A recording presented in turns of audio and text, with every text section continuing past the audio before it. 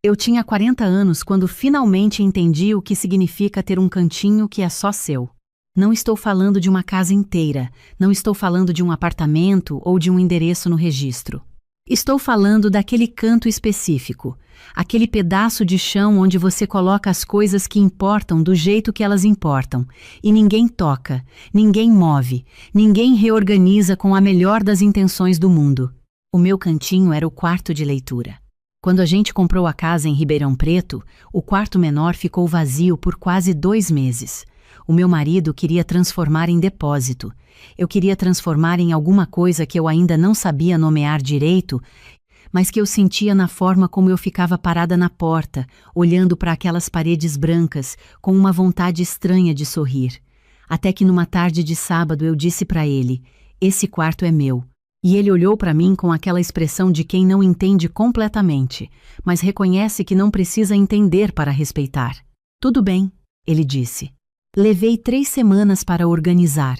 Não porque era grande, pelo contrário, era pequeno demais para ser um escritório de verdade e grande demais para ser ignorado.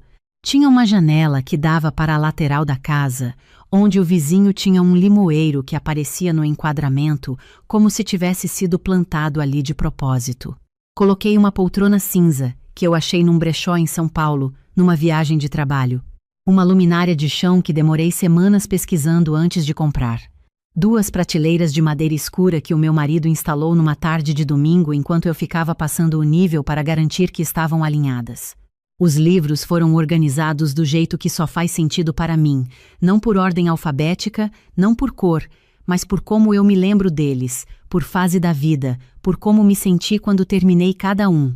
Na última prateleira de baixo, eu coloquei uma caixa de madeira com tampa que a minha mãe tinha me dado antes de morrer. Não tinha nada especial dentro, algumas fotos antigas, uma carta que ela escreveu no meu aniversário de 30 anos e que eu nunca consegui reler até o fim sem chorar, uma fitinha de cetim azul de quando eu era criança. Mas a caixa ficava lá, no canto esquerdo da última prateleira, e eu gostava de saber que ela estava ali quando eu entrava no quarto. Foi o meu marido quem me contou sobre a visita da irmã dele numa segunda-feira à noite, enquanto a gente jantava. Ele disse de um jeito que eu aprendi a reconhecer em 11 anos de casamento. Voz levemente mais calma do que o necessário, olhando para o prato com mais atenção do que a comida merecia. "A minha irmã quer vir passar uns dias." Eu mastiguei devagar. "Uns dias quanto?" Ela falou em 2 semanas. 2 semanas. Eu coloquei o garfo na borda do prato. Olhei para ele. A cunhada morava em Fortaleza. Tinha 36 anos. Era solteira, trabalhava como autônoma e tinha a liberdade de agenda que às vezes eu invejava e às vezes agradecia não ter. Era uma mulher boa, a cunhada. Eu gostava dela de verdade. Era engraçada, generosa, cozinhava bem e tinha a capacidade rara de entrar em qualquer ambiente e fazer todo mundo se sentir mais leve. Mas ela também tinha o costume de tratar os espaços alheios como extensão do próprio apartamento. Era o jeito dela. Ela pegava as coisas, movia, experimentava, reorganizava com uma naturalidade de quem nunca aprendeu que isso precisava de permissão. Eu sabia disso porque já tinha acontecido antes, na última visita, quando ela passou um final de semana com a gente no apartamento antigo e reorganizou a gaveta dos temperos enquanto eu estava no trabalho no sábado de manhã. Eu voltei para casa e as coisas estavam diferentes e ela estava orgulhosa mostrando o novo sistema. Eu sorri e não disse nada. Mas a gaveta ficou do jeito dela por 3 meses, porque eu não queria parecer grossa desfazendo o que ela tinha feito. "Você disse que sim?" Eu perguntei para o meu marido. "Ela ainda não comprou a passagem," ele disse. "Mas eu falei que provavelmente estava tudo bem." Provavelmente. Eu respirei fundo. Aquela palavra ficou ali na mesa entre a gente como um objeto que nenhum dos dois queria pegar primeiro. "Olha," eu disse, "eu fico feliz em receber a sua irmã. Você sabe que eu gosto dela, mas 2 semanas é muito tempo, e eu precisava ser consultada antes, não depois." Ele assentiu. "Eu sei," ele disse. "Foi mal. Eu vou falar com ela, a gente acerta os dias. E se forem 10 dias em vez de 14? "Pode ser," eu disse. "E ela fica no quarto de hóspedes." Ele olhou para mim com uma expressão que durou meio segundo a mais do que deveria. Eu entendi imediatamente. Ela perguntou do quarto de leitura? Ele ficou quieto. Ela falou que o quarto de hóspedes é pequeno demais, ele disse por fim, e que o seu quarto tem a poltrona. Não, eu disse. Simples assim, sem drama, sem explicação longa. Não. O quarto de leitura é meu. Ela fica no quarto de hóspedes ou a gente procura uma pousada perto daqui. Ele ficou me olhando por um momento. Depois assentiu do jeito que assente quando sabe que não há discussão possível e também sabe que eu estou certa. Tudo bem, ele disse. Eu falo com ela. A cunhada chegou numa quinta-feira de tarde, de táxi do aeroporto porque insistiu que não precisava de busca. Desceu com uma mala grande, uma mochila enorme nas costas e aquele sorriso dela que tomava conta do rosto inteiro. Me abraçou com força, disse que eu estava com a cara diferente, boa diferente, perguntou da casa como se já soubesse que ia amar. Quando entrou e viu a sala, deu uma volta completa olhando para tudo com os olhos brilhando. Ficou lindo demais aqui, ela disse. Vocês mandaram muito bem. Os primeiros dias foram ótimos. Ela era uma companhia genuinamente boa, a cunhada. Acordava cedo, fazia café sem ser pedida, deixava a cozinha mais limpa do que encontrava. À noite a gente ficava na sala conversando até tarde. Ela contava histórias de Fortaleza, das clientes, das amigas, de uma viagem que estava planejando para Portugal no ano seguinte. Eu ria de verdade, não daquele riso de cortesia que a gente faz quando está tolerando uma situação. Era bom ter, lá ali. Na segunda-feira, eu trabalhei o dia inteiro em home office. A cunhada saiu para conhecer o centro, disse que ia almoçar fora, que não precisava de companhia. Quando ela voltou no fim da tarde, eu estava ainda na mesa, terminando um relatório. Ela bateu de leve na porta do meu escritório, perguntou se eu queria café. Eu disse que sim com um sorriso agradecida, e foi isso. Ela respeitou o espaço de trabalho sem que eu precisasse pedir.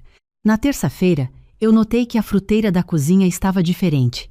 As frutas tinham sido reorganizadas, as bananas separadas das maçãs, uma divisão que eu não tinha pedido, mas que também não me incomodou. Tudo bem, eu pensei. Cada um tem seu jeito. Na quarta-feira, eu entrei no banheiro de manhã e as toalhas estavam dobradas de um jeito diferente, aquele jeito de hotel com a ponta dobrada em triângulo. Eu desdobrei e dobrei do meu jeito. Não disse nada. Na quinta-feira, eu tive uma reunião fora de casa. Saí às 8 da manhã, voltei às 5 da tarde. Quando abri a porta, eu percebi que alguma coisa estava diferente antes mesmo de conseguir identificar o quê. Era um daqueles momentos em que o corpo sabe antes da cabeça. Fui até a sala. Estava igual. Cozinha, igual. Corredor, igual. Aí eu cheguei na porta do meu quarto de leitura. Eu parei. A poltrona tinha sido movida da posição onde eu tinha colocado, de frente para a janela onde o limoeiro do vizinho aparecia no enquadramento perfeito. Ela estava agora de lado, encostada na parede. As prateleiras de livros tinham sido reorganizadas. Não todos os livros, mas os da segunda e terceira prateleira estavam em ordem diferente. Algumas capas viradas para fora, expostas, como numa livraria. A luminária tinha sido deslocada alguns centímetros para a esquerda, e a última prateleira de baixo estava diferente. A caixa de madeira da minha mãe tinha sido movida do canto esquerdo para o canto direito. Eu fiquei parada naquela porta por um tempo que não sei medir. Não era raiva, não ainda. Era uma sensação mais funda, mais quieta, aquela sensação de quando alguém entra num espaço que é seu, sem pedir licença, e você se sente estranha dentro do seu próprio lugar. Fui para a cozinha. A cunhada estava lá, fazendo alguma coisa no fogão. Meu marido estava sentado no balcão com o celular na mão. Quando me viu, ele largou o celular com aquela pressa de quem estava esperando por mim e não sabia bem o que esperar. "Você viu o quarto?" A cunhada perguntou com um sorriso. Eu dei uma organizada. Ficou muito mais funcional assim. A poltrona de frente para a janela ficava estranha. Ninguém consegue sentar bem assim com o sol batendo direto. E os livros eu coloquei os mais bonitos à mostra. Fica com uma cara melhor. Eu olhei para ela. Depois olhei para o meu marido. Ele desviou o olhar uma fração de segundo antes do necessário. E naquele desvio eu vi tudo o que eu precisava saber. Ele sabia. Não tinha impedido. "Que bom que você gostou de fazer isso", eu disse, e fui para o quarto trocar de roupa. Eu me sentei na beirada da cama por alguns minutos. Ouvia a voz da cunhada lá na cozinha contando alguma coisa, o barulho das panelas, meu marido respondendo com monossílabos. Eu respirei devagar. Não queria reagir no calor do momento. Já tinha feito isso antes em outras situações da vida e sabia exatamente como terminava. Eu dizia alguma coisa que não era bem o que eu sentia. A outra pessoa ficava na defensiva, a conversa saía dos trilhos e no final ninguém entendia nada direito. Fui para o banheiro, lavei o rosto, me olhei no espelho por um momento. Você tem 40 anos, eu pensei. Você sabe conversar. Naquela noite, depois do jantar, enquanto a cunhada assistia a alguma coisa na televisão da sala, eu chamei o meu marido para o quarto. Fechei a porta. Me sentei na cama. Ele ficou de pé perto da cômoda com aquela postura de quem já sabe o que vem e está se preparando. Me conta o que aconteceu hoje, eu disse. Ele suspirou. Ela me perguntou se podia dar uma organizada no quarto. Eu disse que era o seu espaço e que eu não sabia se era uma boa ideia falar com você antes. E ela entrou assim mesmo? Eu perguntei. Ele ficou quieto por um segundo. Ela disse que ia só dar uma olhada. E aí, quando eu percebi, ela já estava organizando e eu não quis fazer uma cena. Eu olhei para ele com muita calma. Rodrigo, você se lembra do que a gente conversou antes de ela chegar? Lembro. Me contou que foi orientado com ela sobre os espaços da casa? Falei. Ele disse. Mas foi uma conversa rápida. Sabe como ela é? Ela concordou e mudou de assunto, e eu achei que estava resolvido. Achei que estava resolvido. Eu respirei fundo. Aquela frase específica que eu tinha ouvido em variações diferentes ao longo de 11 anos de casamento. Ele era um homem bom, o meu marido. Companheiro, presente, que ajudava sem ser pedido e que me via de verdade na maioria das vezes. Mas ele tinha esse ponto cego com a irmã, essa tendência de suavizar os atritos antes que eles chegassem até ela, de resolver pelo caminho mais curto, e o caminho mais curto às vezes significava eu engolindo alguma coisa que não deveria ter engolido. Você não achou que estava resolvido, eu disse. Você achou mais fácil não insistir. Ele ficou quieto. Eu continuei. Aquele quarto é o único espaço nessa casa que é completamente meu. Não é escritório compartilhado, não é quarto de hóspedes, não é sala de todo mundo. É o lugar onde eu coloco as coisas que importam para mim do jeito que elas importam. Tem livros naquelas prateleiras que eu sei de cor onde estão. A poltrona estava naquela posição porque eu passei uma tarde inteira testando ângulos para pegar a luz certa do limoeiro do vizinho. Parece bobagem para quem está de fora. Não é bobagem para mim. Eu sei, ele disse. Tem uma coisa que não é bobagem de jeito nenhum. Eu continuei, e aí eu fiz uma pausa porque essa parte eu precisava falar direito. A caixa de madeira da minha mãe estava no canto esquerdo da última prateleira. Estava lá porque eu coloquei lá. Porque aquele canto pega a luz da tarde de um jeito específico, e quando eu entro no quarto, às vezes eu fico só olhando para ela. Alguém moveu essa caixa sem me perguntar. O meu marido fechou os olhos por um segundo. Eu entendo, ele disse. E dessa vez eu senti que ele entendia de verdade. O que você quer fazer? Ele perguntou. Quero conversar com ela, eu disse. Amanhã de manhã, com calma. Mas hoje à noite eu vou colocar tudo de volta. Você quer ajuda? Ele perguntou. Eu vou sozinha, eu disse. Mas obrigada. Esperei até a cunhada ir dormir. Eram quase 11 quando ouvi a porta do quarto de hóspedes fechar. Fiquei mais 20 minutos lendo na cama, só para ter certeza. Então me levantei, fui até o corredor, abri a porta do meu quarto de leitura e liguei a luminária pequena. Comecei pela poltrona. Ela era pesada, mas eu sabia exatamente para onde precisava ir. Empurrei devagar, testei o ângulo, ajustei até que o limoeiro do vizinho apareceu no enquadramento da janela do jeito certo. Me sentei por um segundo para confirmar. Sim, era esse. Depois fui para as prateleiras. Livro por livro, eu sabia onde cada um ficava. Não precisei pensar, a memória muscular fazia o trabalho. Os que tinham sido virados para fora, eu coloquei de volta com a lombada para frente, do jeito que faz sentido para mim e para mais ninguém, porque a ordem é minha e não precisa ser universal para ser válida. Por último, fui até a última prateleira de baixo. Peguei a caixa de madeira com as 2 mãos, com cuidado, como sempre faço. A coloquei de volta no canto esquerdo. Fiquei olhando para ela por um momento. Oi, mãe, Eu pensei. Desculpa o transtorno. Desliguei a luminária e voltei para a cama. Dormi melhor do que esperava. Na manhã seguinte, desci antes de todo mundo. Coloquei a chaleira para ferver, preparei o café, peguei a minha xícara favorita, aquela de cerâmica azul que eu comprei numa feirinha em Ouro Preto quando eu e o meu marido viajamos no nosso 10º aniversário de casamento. Fiquei de pé na janela da cozinha olhando para o jardim enquanto o café esfriava um pouco. Quando a cunhada desceu, eu estava de costas para ela. Eu ouvi os passos dela na escada, ouvi ela entrar na cozinha, ouvi o silêncio que veio depois quando ela passou pelo corredor e provavelmente jogou um olhar para a porta do meu quarto de leitura. Esperei. Depois virei com o café na mão. Ela estava de pé na entrada da cozinha com uma expressão que eu não conseguia classificar direito. Não era culpa, não era defensiva. Era mais como surpresa misturada com alguma coisa que ela estava processando internamente. Bom dia, eu disse. Você reorganizou de volta, ela disse. Não era pergunta. Reorganizei, eu disse. Tem café fresco, quer? Ela ficou me olhando por um momento. Então entrou na cozinha, pegou uma xícara do armário, se serviu, ficou de pé do outro lado do balcão, segurando a xícara com as 2 mãos. Eu coloquei a minha xícara na bancada e olhei para ela.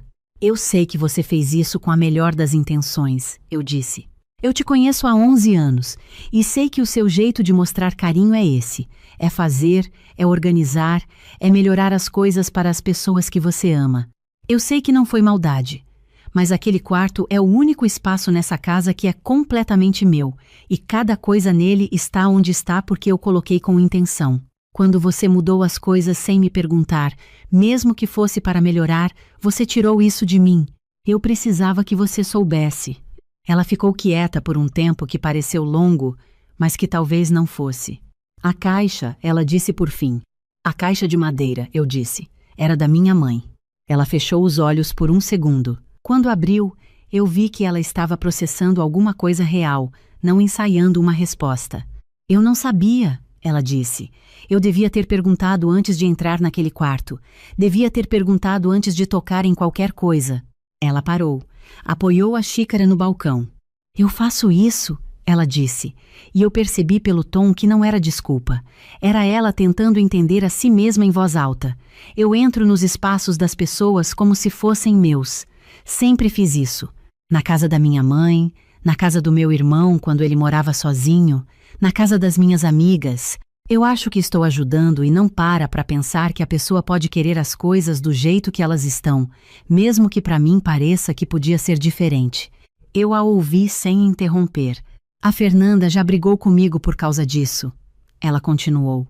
Minha amiga de Fortaleza. Ela pediu para eu me afastar por um tempo porque eu tinha reorganizado o quarto do filho dela sem pedir. Eu fiquei magoada na época, achei que ela estava exagerando. Mas agora eu entendo melhor o que ela estava sentindo. Eu respirei devagar. Não estou com raiva de você, eu disse. Só precisava ser honesta porque guardar isso e ficar esperando a semana passar não ia fazer bem para nenhuma das duas. Ela assentiu, com aquele assentimento que é de quem chegou em algum lugar, não de quem está concordando para encerrar o assunto. Pode perguntar antes de qualquer coisa? Eu disse. Não precisa ser formal, não precisa de cerimônia. Só pergunta. Pode deixar, ela disse. Ficamos um tempo em silêncio.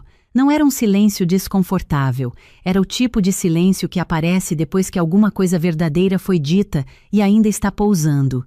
Desculpa pela caixa, ela disse. De verdade. Eu sei, eu disse. Ela pegou a xícara de volta, tomou um gole de café. Depois olhou pela janela da cozinha para o jardim lá fora. Esse limoeiro do vizinho é bonito, ela disse. É, eu disse. Eu gosto de olhar para ele de manhã. Meu marido desceu meia hora depois com aquela postura de quem desceu preparado para encontrar uma situação difícil. Quando viu a gente sentadas no balcão conversando sobre alguma coisa completamente diferente, ele parou na entrada da cozinha com uma expressão que eu só conseguia descrever como alívio confuso. Café? Eu perguntei. Sim, ele disse com um sorriso pequeno que era mais gratidão do que alegria. Depois que a cunhada foi tomar banho, ele ficou comigo na cozinha.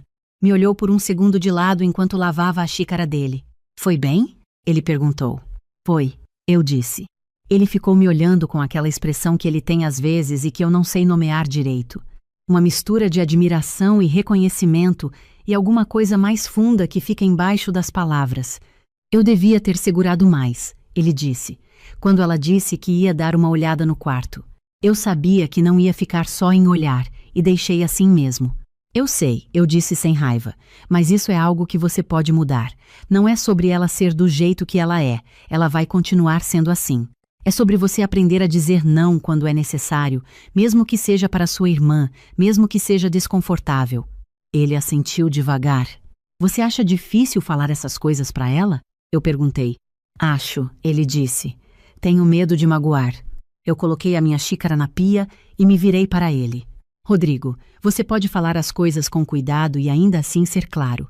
Uma coisa não cancela a outra.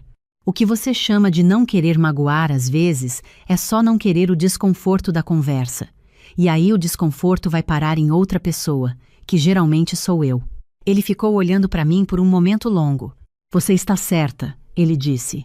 Eu sei, eu disse, e sorri. Os dias seguintes foram diferentes. A cunhada perguntava antes de qualquer coisa. Posso usar essa tigela? Posso colocar o livro aqui enquanto leio? Posso varrer o quintal? Ou você prefere deixar assim? Era uma mudança de hábito visível, um ajuste consciente que ela estava fazendo, e eu percebi que não era difícil para ela porque ela estava resistindo, era um pouco difícil porque o hábito era antigo e automático. Mas ela estava tentando de verdade. E alguma coisa aconteceu que eu não esperava. A gente ficou mais próximas. Tem uma coisa que acontece quando você para de fingir que está tudo bem. O espaço que era ocupado pela tensão que ninguém nomeia fica livre para alguma coisa mais real. E no lugar da tensão entrou conversa de verdade. Numa tarde em que meu marido tinha saído para resolver umas coisas, a cunhada e eu ficamos na sala tomando chá. Ela me contou coisas que eu não sabia sobre a infância deles, sobre como foi crescer com um pai que viajava muito a trabalho, sobre como ela aprendeu a cuidar dos espaços porque era a forma que ela tinha de sentir que estava contribuindo quando criança. Eu ouvi de verdade, não com metade da atenção guardada para o que eu estava sentindo. Ouvi porque ela estava me contando uma coisa real sobre ela mesma, e isso merecia a atenção. Eu contei sobre a minha mãe.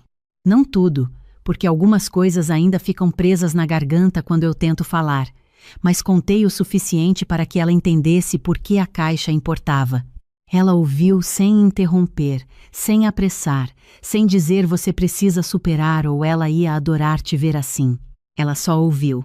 No fim da tarde, quando o sol estava baixo e o quarto tinha aquela luz dourada que eu gosto, a cunhada me perguntou se ela podia entrar no quarto de leitura. Pode, eu disse. Ela entrou devagar, olhou para tudo. Ficou um tempo olhando para a poltrona, para a janela, para o limoeiro do vizinho que aparecia no enquadramento. Agora eu entendo a poltrona, ela disse. Eu sorri. Ela olhou para a última prateleira de baixo, para a caixa de madeira no canto esquerdo. Como ela era? A cunhada perguntou. Eu fiquei com a xícara de chá nas mãos, olhando para a caixa. Era uma mulher que ocupava os espaços com leveza, eu disse. Mas que quando dizia alguma coisa de verdade, você sentia no ar inteiro. A cunhada ficou quieta por um momento. Você tem alguma coisa dela, ela disse. Não é a caixa. É essa coisa de falar com clareza sem precisar machucar ninguém. Demorei para aprender, eu disse. Ainda estou aprendendo, ela disse. Nós duas ficamos um tempo em silêncio naquele quarto pequeno, eu na poltrona e ela de pé perto da prateleira, com o limoeiro do vizinho lá fora e a luz da tarde entrando pela janela. Na última noite, a gente fez um jantar juntos. A cunhada quis cozinhar o peixe que ela aprendeu a fazer na praia com uma amiga de Natal, tempero que ela guardava numa memória que era quase física.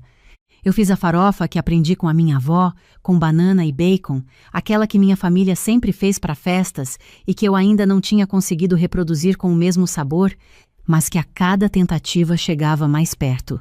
A cozinha ficou pequena com as 3 pessoas nela, o meu marido tentando ajudar e sendo gentilmente mandado embora por nós duas. Ficamos rindo de alguma coisa que eu já não me lembro do que era, um dos casos da cunhada em Fortaleza, alguma confusão num casamento de uma amiga. Meu marido ficou observando da entrada com um sorriso de quem vê alguma coisa que ele não sabia que precisava ver. O jantar ficou bom. Não fazia sentido culinário nenhum, peixe com farofa de banana não é combinação de ninguém, mas estava delicioso e nós três comemos demais e ficamos na mesa até tarde conversando sobre coisas sem importância, que é o tipo de conversa que eu mais gosto. No dia seguinte, levamos a cunhada ao aeroporto. No embarque, ela me abraçou de um jeito diferente do abraço de chegada. Era um abraço mais quieto, o abraço de alguém que vai embora tendo ido a algum lugar que não estava no mapa. Obrigada por ser honesta comigo, ela disse no meu ouvido. É mais fácil quando as pessoas falam do que quando ficam quietas fingindo. É mais difícil também, eu disse. Mas vale mais. Ela se afastou e me olhou. Vale muito mais, ela disse. No caminho de volta do aeroporto, meu marido ficou em silêncio por um tempo. Depois disse, sem tirar os olhos da estrada. Eu preciso aprender a ter essas conversas com ela antes que as coisas cheguem até você. Não é justo da minha parte ficar esperando que você resolva o que eu devia ter resolvido. Eu olhei para ele. É um exercício, eu disse. Não acontece de uma vez, mas o fato de você ver isso já é diferente. Ele assentiu. Como você aprendeu a fazer isso? Ele perguntou. A falar as coisas sem perder o carinho. Eu pensei na pergunta de verdade antes de responder. Me machucando em silêncio por muito tempo, eu disse. Guardando coisa, achando que falar ia estragar tudo. Até que um dia eu percebi que não era o falar que estragava.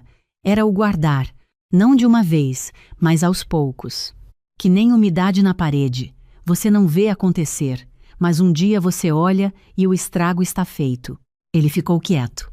A gente pode ter conflito com as pessoas que ama, eu continuei. Conflito não é o fim do carinho. Às vezes é o começo de um carinho mais honesto. Ele estendeu a mão e pegou a minha sobre o banco. A gente ficou assim o resto do caminho. Quando cheguei em casa, fui direto para o meu quarto de leitura. Me sentei na poltrona, na posição certa, de frente para a janela. O limoeiro do vizinho estava lá, um pouco mais cheio do que quando eu tinha chegado nessa casa, ou talvez eu só estivesse prestando mais atenção agora. Olhei para as prateleiras com os livros no lugar, para a luminária na posição certa, para a caixa de madeira no canto esquerdo da última prateleira. Fiquei ali por um tempo sem fazer nada, só existindo naquele espaço que era meu. Depois peguei o celular e mandei uma mensagem para minha amiga Patrícia. Ela foi embora. Correu tudo bem? Ela respondeu em menos de 1 minuto. Melhor do que eu esperava, eu disse. Ela demorou um pouco mais para responder dessa vez. A resposta dela, quando veio, era uma mensagem longa, que terminava com eu sabia que você ia conseguir. Você tem essa coisa de enfrentar as coisas de frente sem perder a delicadeza. Fiquei olhando para aquelas palavras. Não é bem assim, eu pensei. É mais como eu aprendi que evitar tem um custo, e decidi que esse custo não compensa mais. Quero ser honesta sobre uma coisa. Eu não sou uma mulher que não sente medo. Sinto muito. Tive medo de soar controladora quando falei do quarto. Tive medo de a cunhada ir embora magoada e isso ficar entre mim e meu marido por meses. Tive medo de parecer que estava fazendo muito caso de uma coisa pequena, porque tem uma voz dentro da gente, especialmente das mulheres, que fica perguntando se você não está exagerando, se você não deveria só deixar passar, se o espaço que você ocupa realmente merece tanta defesa. Esses medos são reais. Eu os sinto. Mas aprendi, aos 40 anos, que medo é informação. Ele me diz que aquilo importa para mim. Me cabe decidir o que fazer com esse importar. O que eu fiz foi falar com cuidado, sem crueldade, sem acusação, mas sem engolir. E o mundo não desabou. A cunhada não foi embora com raiva. Meu casamento não rachou. Meu marido não ficou na defensiva da irmã. O que aconteceu foi o oposto. Alguma coisa ficou mais firme, mais real, mais honesta.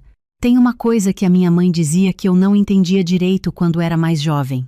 Ela dizia: o espaço que você cuida diz muito sobre como você cuida de você mesma. Eu achava que ela estava falando de arrumação, de organização, de ter a casa limpa. Fui entendendo com o tempo que não era isso. Ela estava falando de limite, de saber onde você termina e onde o outro começa. De entender que defender o seu espaço não é egoísmo, é o gesto mais básico de respeito próprio que existe. E que quando você faz isso com honestidade, sem guerra, abre espaço para que as relações ao seu redor também fiquem mais honestas. Um lar não é onde tudo está sempre em paz. É onde as pessoas podem dizer isso importa para mim sem precisar se desculpar por isso. Onde os erros podem ser nomeados sem que o carinho precise ser sacrificado. Onde dois adultos conseguem olhar um para o outro depois de uma conversa difícil e ainda reconhecer quem o outro é. Eu quero esse tipo de lar. Sempre quis. E estou aprendendo, aos 40 anos, que construir esse tipo de lar começa com a coragem de ser honesta. Primeiro com você mesma, sobre o que você realmente sente. Depois com as pessoas que você ama, sobre o que você realmente precisa. Não é fácil. Mas é o único jeito que eu encontrei de não acordar daqui a 10 anos dentro de um espaço bonito que não me reconhece mais. Meu marido apareceu na porta do quarto de leitura. Ficou parado ali por um segundo, olhando para mim na poltrona. Quer tomar um café? Ele perguntou. Quero, eu disse. Ele foi para a cozinha.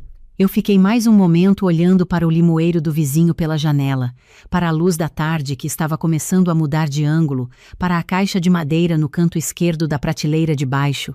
Depois me levantei e fui fazer o café com ele.